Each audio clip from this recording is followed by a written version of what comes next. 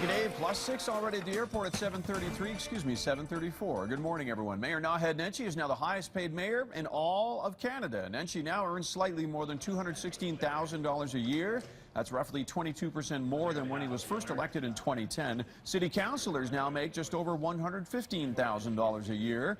It's worth noting all changes in pay are set by a committee made up of citizens. This year's pay hike comes after council did not take a pay raise last year in hopes of setting an example while negotiating with city unions. The mayor and some of his council member colleagues donate a portion of their pay increases every year. It's one of the bigger cities in Canada. It's a uni city, and it's a very large city. So I would say he's worth it, yeah. Seeing the amount of work that he does, there's no question. Well, I'm donating over what the difference is to charity every year. By the way, council's compensation will be reviewed again by a committee of citizens before the next civic election. Mother Nature is blamed for a higher number of insurance claims against the city because of snow and ice clearing efforts last year. A total of 117 claims resulting from city crews causing damage to private properties. The total cost to taxpayers, about $20,000. The city's chief risk and insurance officer says the number of claims is higher compared to previous years because of an increase in road clearing activities thanks to that never-ending winter we had early in 2014. Obviously, more snowfall and higher snowfall results in more activity for snow removal and sanding. So that sort of thing is in response to more snow events. The average number of claims, by the way, the city of Calgary receives on a year-to-year basis is between 50 to 100. Car lovers are keeping an eye on Detroit this week. The North American International Auto Show kicks off tomorrow. Our gadget guy, Mike Yanni, is getting early access, looking at all the new technology in the 2016 model vehicles.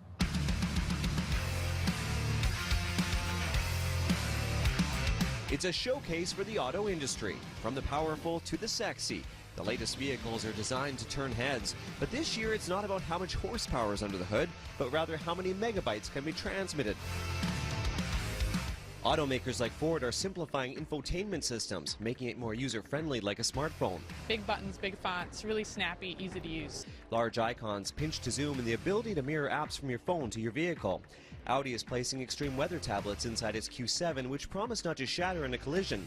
And 2015 may be the year of the connected vehicle, with GM releasing more than 30 vehicles with built-in 4G LTE Wi-Fi, many models hitting Canada.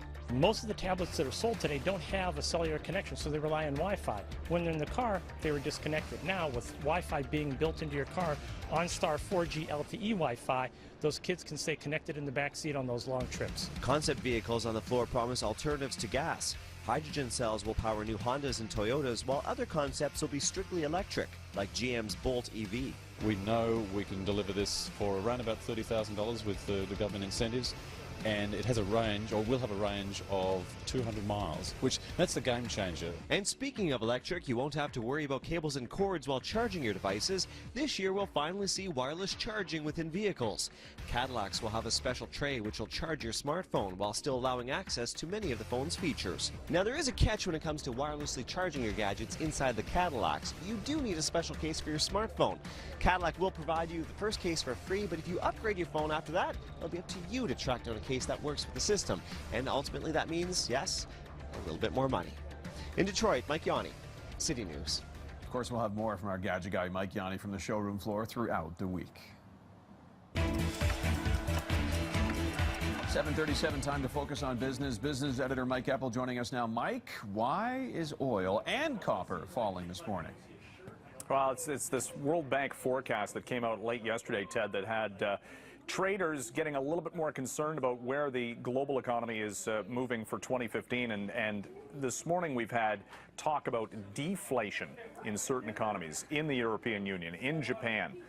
And that risks falling prices, which leads to lower consumer spending because consumers will just wait till tomorrow when prices theoretically will be that much cheaper. It's a spiral effect.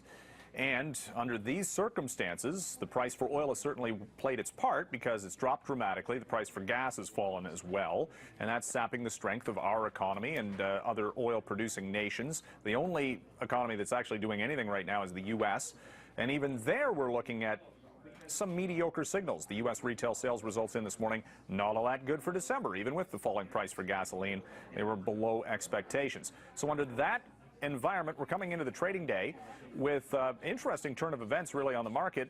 The bond yield for Canada government bonds at a record low, 1.52% on a 10-year bond. You invest for 10 years, you get 1.5%. That is remarkable, considering the fact that even at the height of the economic crisis and all of that bond buying that was going on by governments and central banks, we never saw yields this low. So will the big banks, keep in mind for this, will the big banks adjust mortgage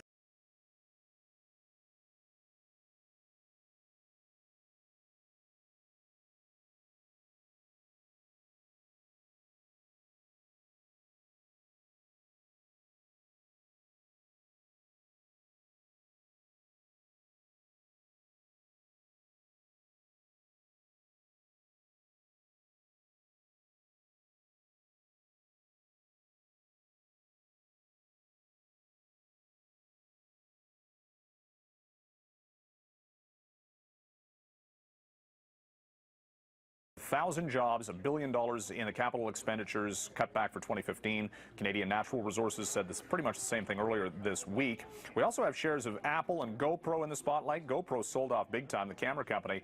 Some investors worry that Apple's got new patents about digital camera technology, and also Tesla. You had the auto show forecast and talk there just a few minutes ago. Tesla shares down sharply this morning because the CEO Elon Musk says sales slowing down a little bit with the falling price for gas. Electric cars maybe not quite so popular, and they're not expecting any profitability until 2020 at the earliest. So interesting times, as per usual, on the markets. Interesting indeed. All right. Thank you, Mike. That's business editor Mike Eppel reporting this morning. You can hear Mike on 660 News at 26 and 56 after the hour.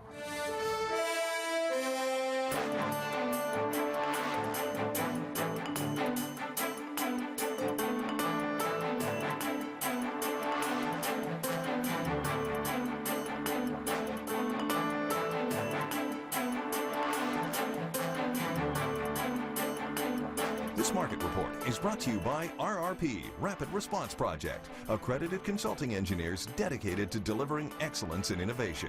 RRP, leaders in engineering, procurement, and construction management. That is your news to 741. Still 6 degrees at the airport. Heading back to Tara Sloan.